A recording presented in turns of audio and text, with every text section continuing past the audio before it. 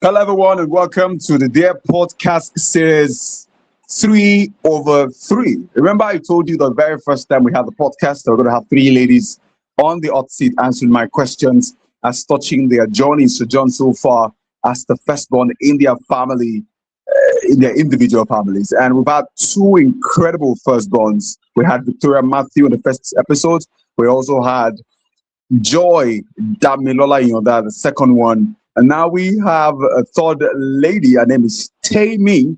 And together we're going to delve into our journey, pain, the pressure, the joy, the benefit, and how she has been able to navigate this trip so far, this sojourn so far on the earth as the firstborn in a family. Ladies and gentlemen, without further ado, please welcome Tammy. Tammy, welcome on board. Thank you. Yeah, yeah, welcome, welcome. So, tell us, how many kids did your parents give birth to? Just two kids, a boy and a Just two girl. kids. So you are the first of two, a boy and a girl. Yes, please. Who told them to stop? You did. Okay, to the story I heard, my dad said he actually wanted just a child. And if I had come as a boy, he wouldn't have gone further. But because I came as a girl, it took them another 9 years and 1 month. Wow, So I'm actually nine older. years and 1 month. Yes, yes. So let's say if you were 30 this year, it means that your brother is 21, most likely. Exactly. Just 9 years, 1 month. Straight up. That's amazing. And was it because they tried, they didn't quite they didn't quite say your mom didn't quite conceive, or was it an intentional delay? I think to the story I heard, though, like I said, my dad wanted just one child. He just wanted a boy. My dad said he loved his wife so much, and he doesn't want any stress for her because he knows Hmm. that giving birth, or 9 months, and the rest, they were all stressful, and he loved his wife dear. So he decided I just want to have one child, and he wanted a male. So it was like the day he was saying it, God was paying attention, and God was like, okay, I know what I will do. I will give you a girl first, and that was what happened. Okay, well, because I wonder why he named you Timmy then. What? Because if he didn't want you, if you had preferred the boy as a firstborn and he named you Timmy, what's the boy named? His name is Oluwatomisin. Is Oluwatomi Singh. Yes, Oluwatomi Singh. please. However, I'd like to circle back to the question I asked before this. I asked the question, the difference between the delay and the reason for the 9 years, 1 month that your parents had to wait before having your brother. Was that moment, was that time range calculated, or it was just as done by God?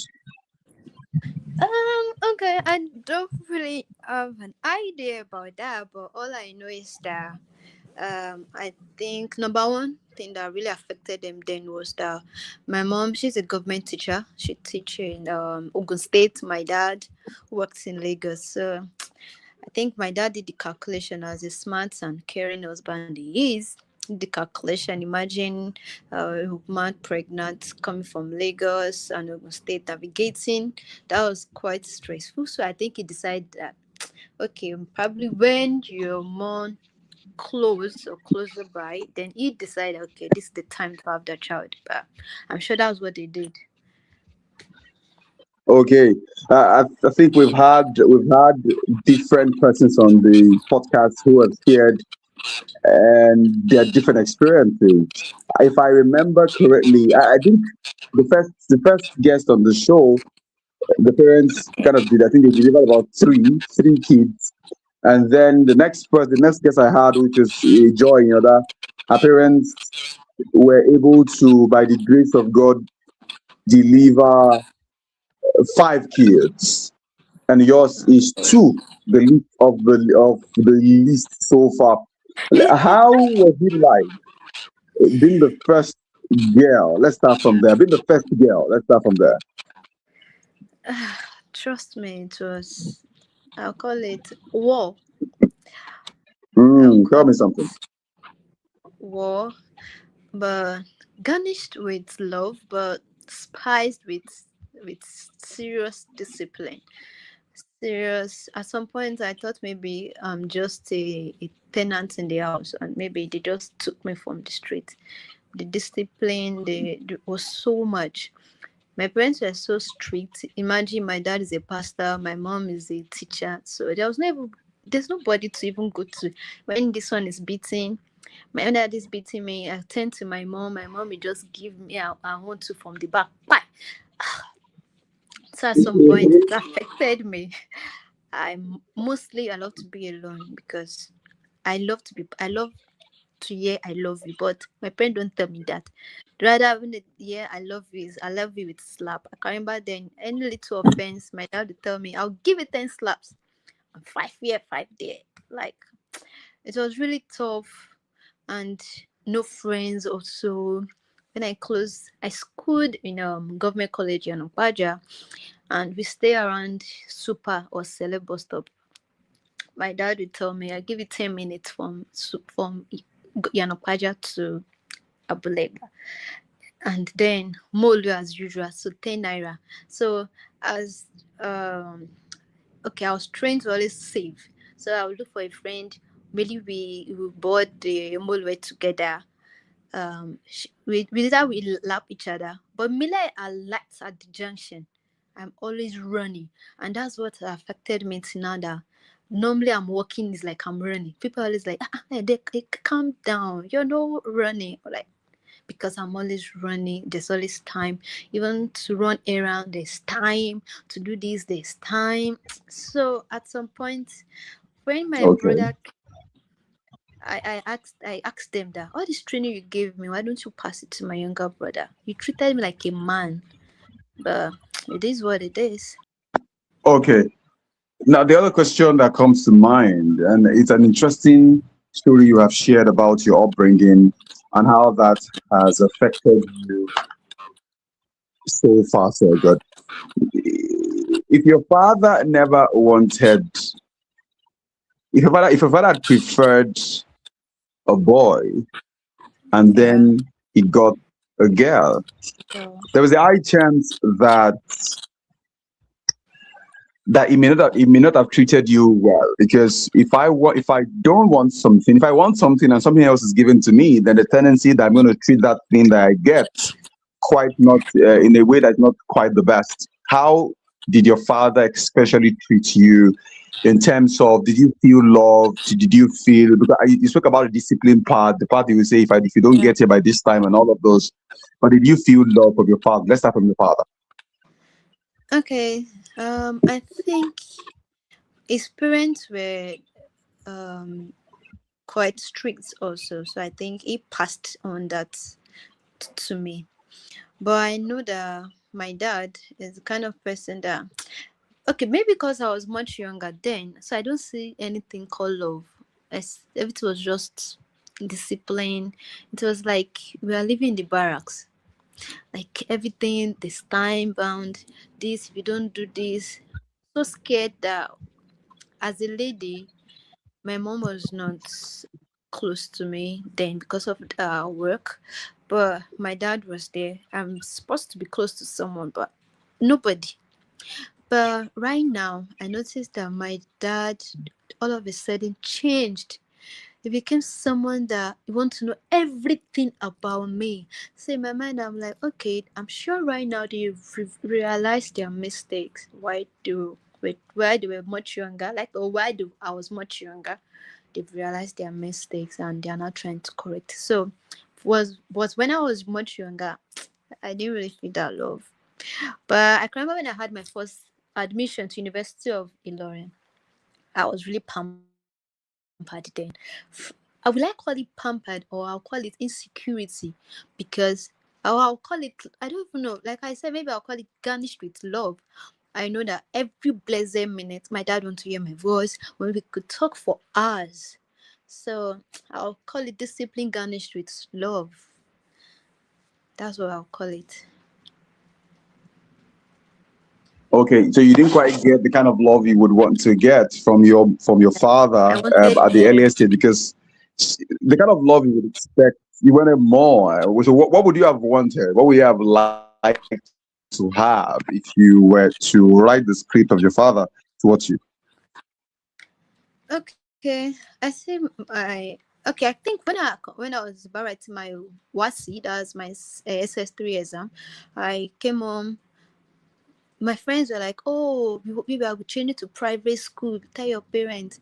I I know that my dad can, of course, afford that to give me the money or to enroll me into a new school. Getting home, I told my dad, "This is it." Thinking, my dad will be eager to change from GSS1 to SS3 government school at least. But he was like, "No, you're not." Me, I wanted take us out. We could watch movie together. We could probably, I don't know. Like I see other kids where their parents they go out together, go have family party and the rest. But for me, most times when I look at my parents like this, I'm like, I don't know what's next. Though I don't know what. Maybe when I go, I'm going to receive one slap.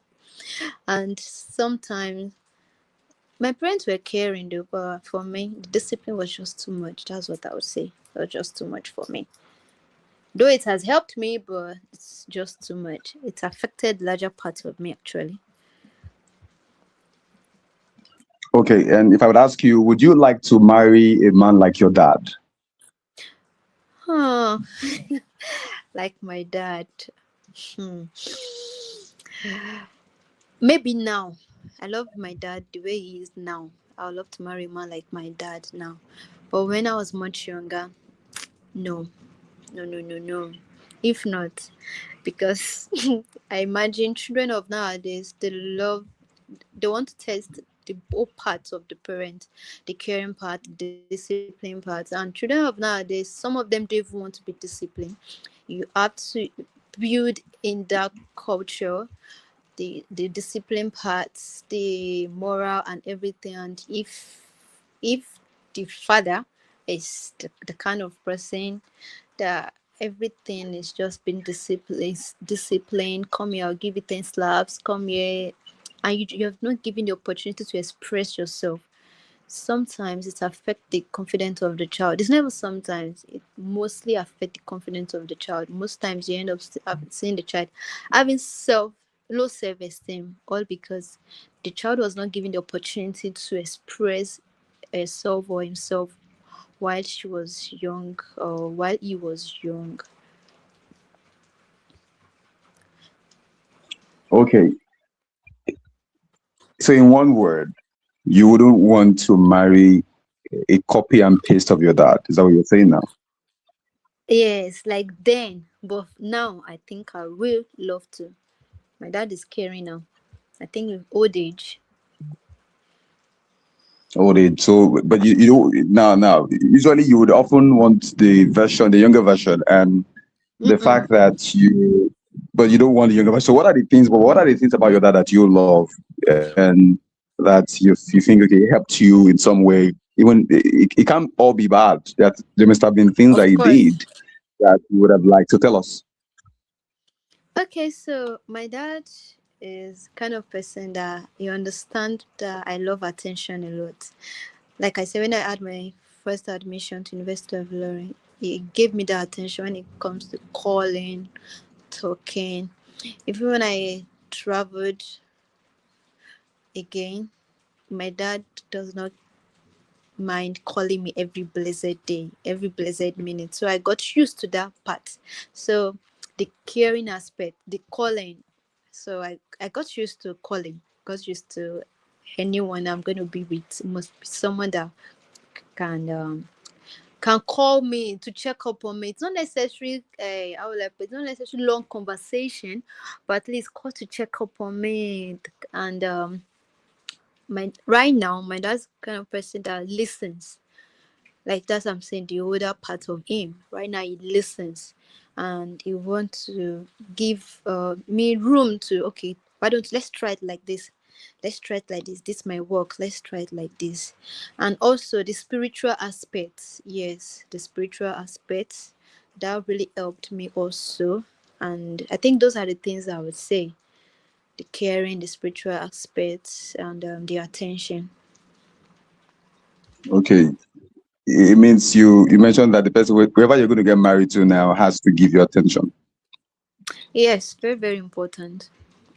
And have you met guys in previous times who kind of showed the vibe of your dad, but immediately you saw the traits that you didn't quite want, given the experience as the first one of the family, you kind of withdrew from them. Has there been that experience with any guy? Attention, yes, yes, yes. I got one, I think some years back, but I think because of the spiritual aspect, I had to just withdraw. It was really, really caring, calling. I can remember then, while in school, I schooled and work. So, anytime I'm being, due to the fact that I'm not I had to change my school to Ghana then, and that vicinity, due to the fact that I'm not a Ghanaian, I was being treated badly at some point. So most times, when I'm in that experience, or when I receive some reports I'm not supposed to get, due to because I'm a Nigerian, I'm this, I'm that. The guy is always available. I just call him, this has happened, blah blah blah, and he encouraged me, and at least those conversations really helped me, and I kept going for at least. I worked with that company for 5 years because I asked myself that if I leave this company, the other company I'm to work with is quite far from the school. So, babe, use your colors. I had to use my brain. And the guy was really, really there for me when it comes to attention, was caring. But it was just the spiritual aspect that I could not just go with. I had to just withdraw. You've spoken about your father. Let's go to your mom now. And you also quite mentioned that yourself and your mom didn't spend so much time together. And I'm curious because for girls, it should be that you would spend so much time with your mom learning how to cook, how to wash, how to take care of a man. Your mom wasn't quite around. You mentioned also that she worked outside your area of residence. Was that the only reason? Yes, please. That was the main reason, because of our work. But when it comes to the cooking, my dad taught me all those. My dad is a very good cook. He's good at cleaning, washing. Most especially when I'm having my dad does that for me. But for my mom, because of our work, we could not get close to each other. But during the third time vacation, she comes over, we spend time. But she too was kind of tough, but caring, but really tough. I can remember my experience when she called me, thinking she was coming to give me something, or she called me to give me some meat or drink. But then I just finished washing the dishes, and I don't know what got stuck to the pot cover.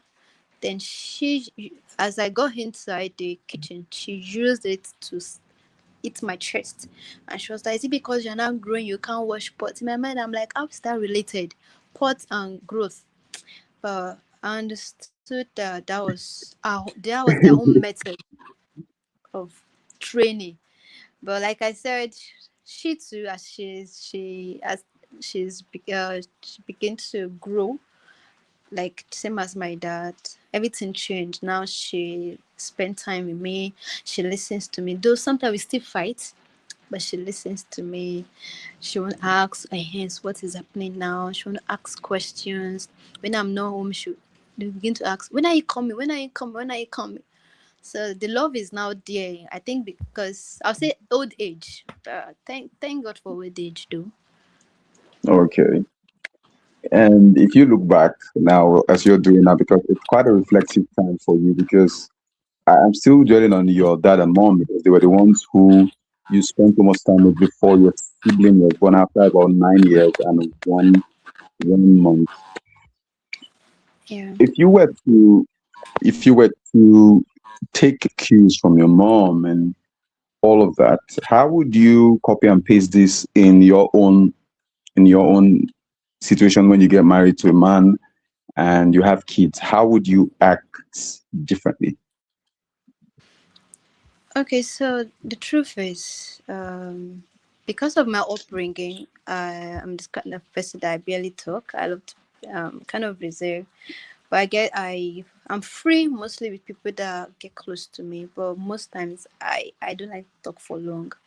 So I would like to marry a man, or like to spend the rest of my life with a man that is outspoken, and that is more, let's say, more caring. I'm caring, but sometimes I can be hard. So I think mine is mixed, not like my parents. Mine's caring at some point. I think there's this rebel adage that say, I don't know how to put it. Omotin, interfere, I chatting. Pimba my shelo fingeje. So the same teeth the dog use in biting You the have turned the child proverb is. to you have turned the proverb to incantation because but go on. You said? I said you have turned the proverb to incantation the way you said it, but you can go on with your Sorry, so yeah, it's like the same teeth the go on. lion or the dog use in biting, the same hand they use in taking or pulling the child close. So I think that's just me. I'm the same person that way. I'm there to pamper you. I'm the same person that I'm there to discipline you. So I want someone that is more soft. That's the kind of person I would like to get married to, because my mom, she was a wonderful person. There's one thing I really value or respect about my mom. She's accommodating. She can she can bring in anybody.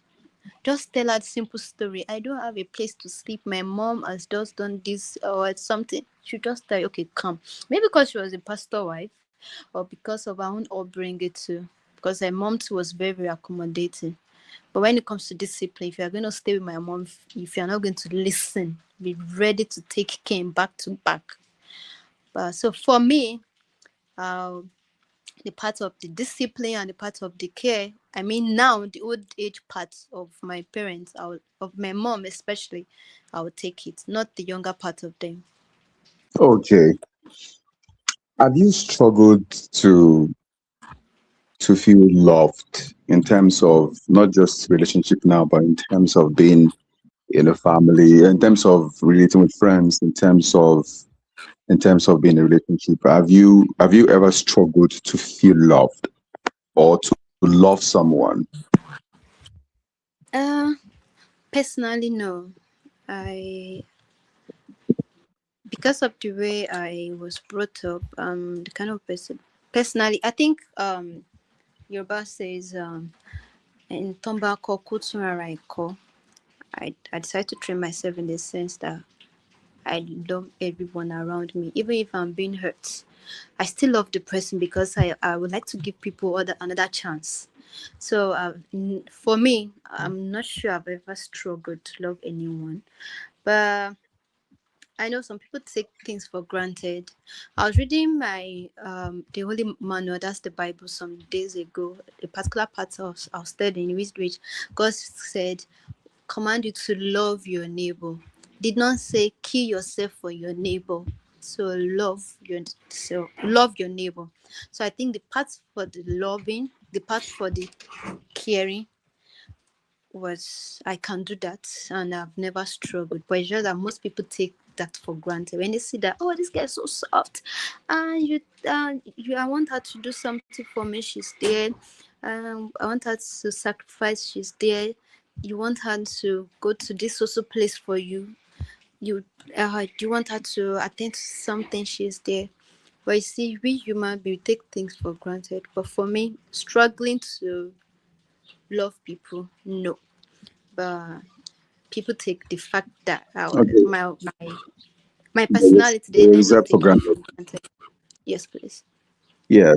Is there a guy who loved you so deeply? I've never asked you if you're in a relationship at the moment. Are you in a relationship at the moment? No, I'm not. Okay. But has there ever been a guy who loved you that you felt this love is a deep one? And how did he convince you to feel loved? Okay, yes, I heard. And like I said, the attention, they spot me with attention. Just give me the attention. my water leaf would turn to water. I just get softened. The attention, the call, and the rest. But I realized something in life that I think over the years that I'm looking for people to love me. What about me loving my own self? So I have to start working on that first. I have to learn to Mm. love myself first and learn to please myself first instead of pleasing outsiders. I think that is what I'm working on, and gradually it's getting better. So for the guy, yes, I got someone, as usual, most times I take it for granted. Okay, but he's giving you attention now. He has to get something. Yes, I got the attention. Um, I got the attention actually. Yes, I got the attention, but like I think he's the same person I said. Due to the spiritual aspect, we could not just move on. Okay, you could move on. But doesn't mean that anybody who gives you attention now, you immediately fall in love. For the other things you look out for in terms of yeah, I don't want to put words in your mouth, but tell me, are there other things you look out for? Oh, the other things I look out for, but okay, I think number one, a man that loves God. It's not just a church goer that loves God. Whoever that loves God will not do this, will not do that, and that loves God. The um that's going to give me attention, and me personally, it's not about the money, but the attention, the care, and being truthful. Yes, truthful is very, very important. I think those are my no, my first category before other ones. Okay, okay. But we're going to get to your brother just in a minute. But let's also touch on vulnerability and being able to submit because what I've seen quite predominantly in firstborns is that they find it difficult to submit and sometimes to be vulnerable. I'm going to ask you the first question of vulnerability in your closest friendship or your most loved relationship. Would you say that you were vulnerable? You told the person what you felt and how you felt as frequently as possible. Yeah, at first, okay, we were friends for 9 months, and in that period while of our friendship, everything need to know about me. I opened up, and I think he was the kind of person like me. We had the same trait also, so it was easy for us to get to know each other. Everything was just open. It was very, very easy. During the 9 months, then I think on 10th month then we started dating, and um every it was And easy. That's what I would just say. It was quite easy. it And means you don't struggle with being vulnerable. you said It means you don't struggle with being vulnerable, yes? no, no, I don't.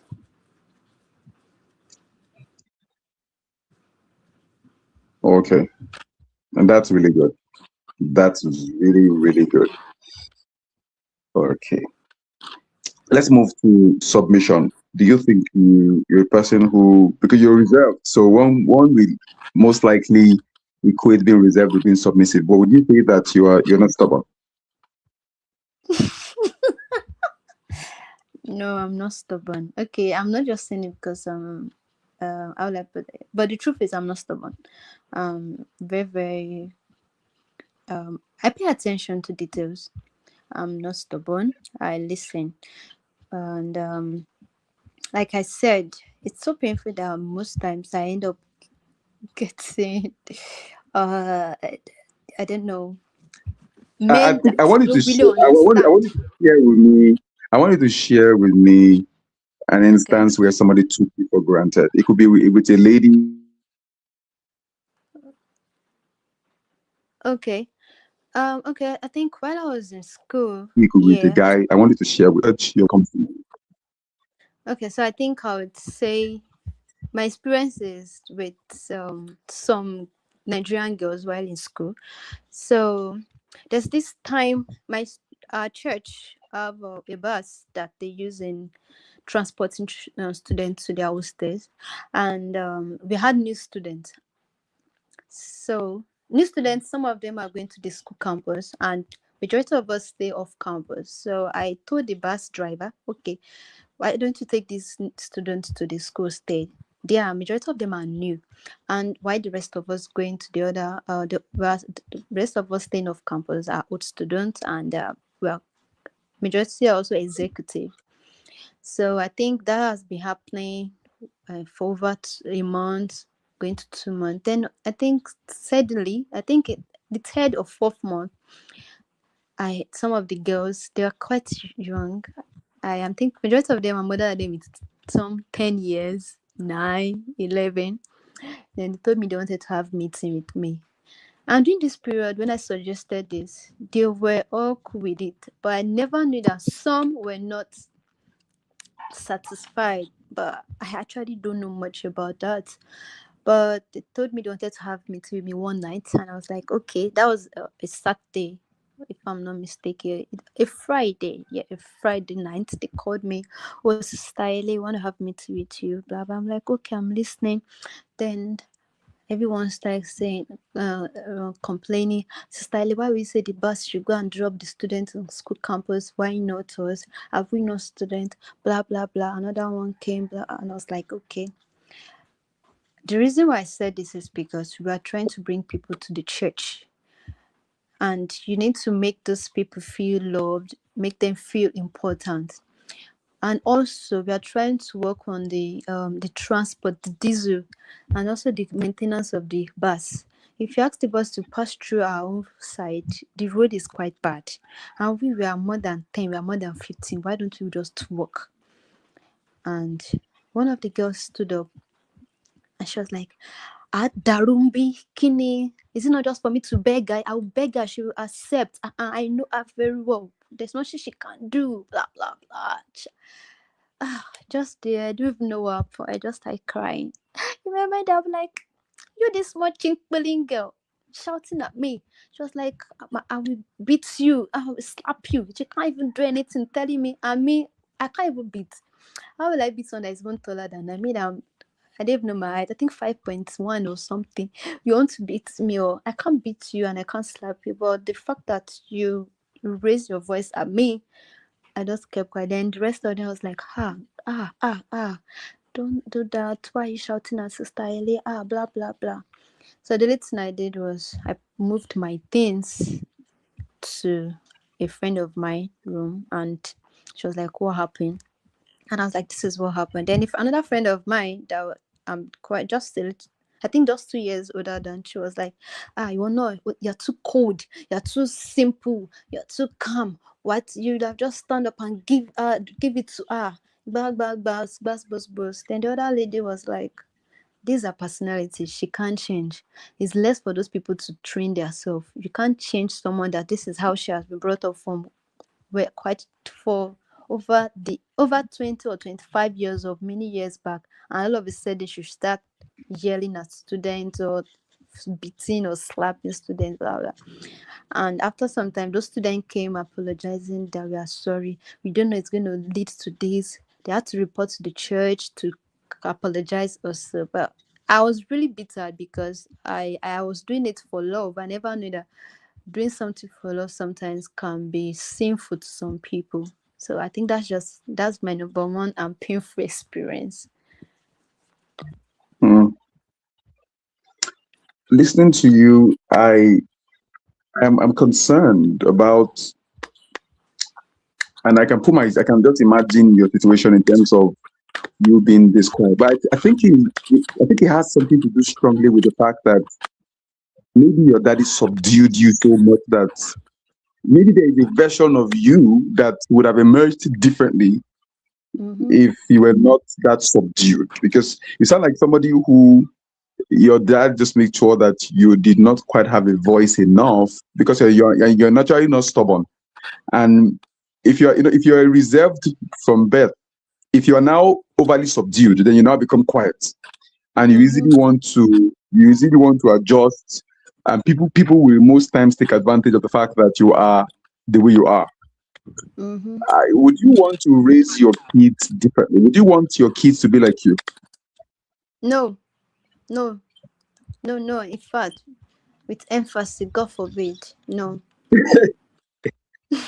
no, I don't.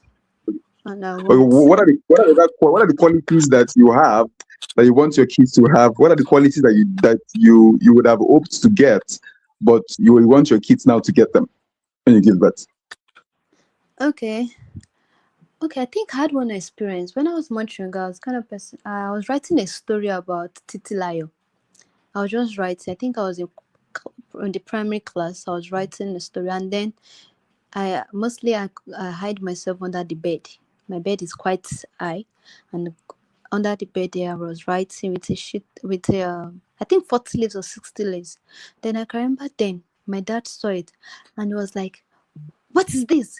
What are you using this to? Which story are you writing? Instead of it to go and be reading, instead of it to go and be doing this." In my mind, I was, and that was how that, will I say, that vision or that dream of writing a story. And that story, I wanted to write a story of myself, at least from when I knew how to, at least I know one plus one, and my experience while I was in my hometown being trained by my great grandma and my grandma. I wanted to write the whole of those experiences. Like my plan was to continue, but just that word my dad said, "What are you using this for?" Blah blah blah. I took that sheet of paper and I bent it, and that was just it. So the part of me that I would like my child to have is, do I even have any as at then? But I think I would like my child to be outspoken. I would like my child to be able to express him or herself. Should be able to share and give opinion. And I would like my child to be confident enough. I think that was number one thing that really affected me. I think I had it at some point, but all of a sudden, everything just permits me to use this word. It was just buzz bows from these buzz bows. And so, in a nutshell, I think I would like my child to be outspoken, confident, be able to stand for his or herself. No, I can do this, and I would not like to dictate for my child. Not all things.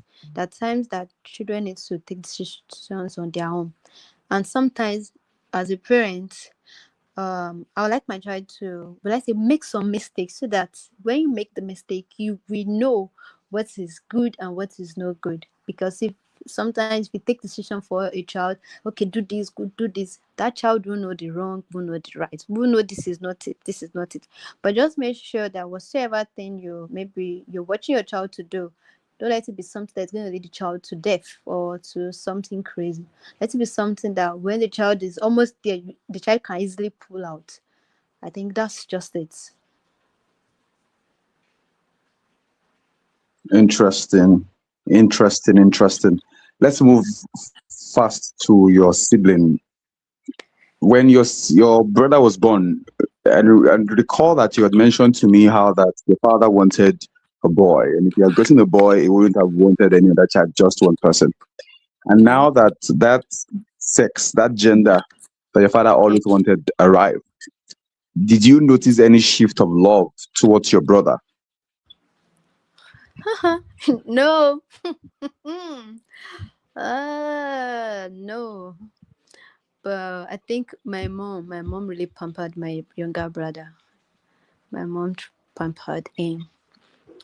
And I can remember while I think when I completed my SS3, took my younger brother to school.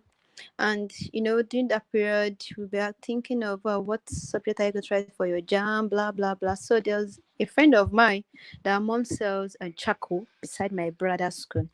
So after I took my brother inside the school, then I just brushed my friend's place.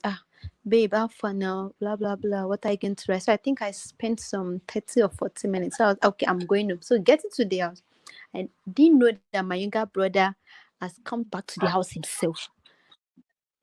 And Hmm. my parents was like, "Where did you go to?" Blah blah blah. I was like, "Oh, I was at yesterday my friend's place." So this and that. And it was like, ah, "Do you know the younger brother came back home? He said he said I forgot his pencil." A very young guy, young boy. And that day I received the beating of my life for not coming home straight. And it wasn't that I went to play or I went to see one boy, I went to read new. So I think Mm. for the pampering, my mom pampered my younger brother, but my dad was mix.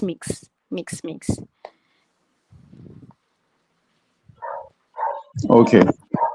And how did you relate to your younger brother? Did you relate with him as a younger brother, or you related with him as somebody who is his aunt? Because that age difference seems like a lot, and it, it's what aunt used to senior their people sometimes.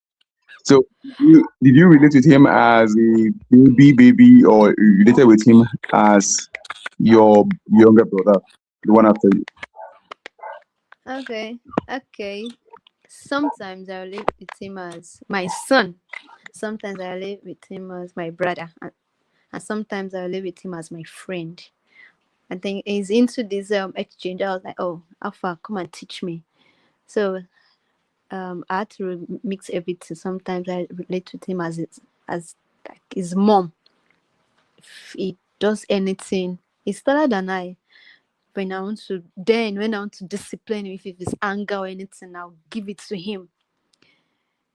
So at some point I relate with him as mother, and sometime as sister, and sometime as friend.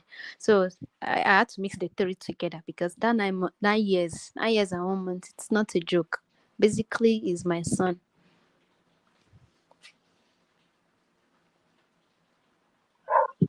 Sure, sure. I like the different versions of how you deal with your brother and how you've related with him so far so good.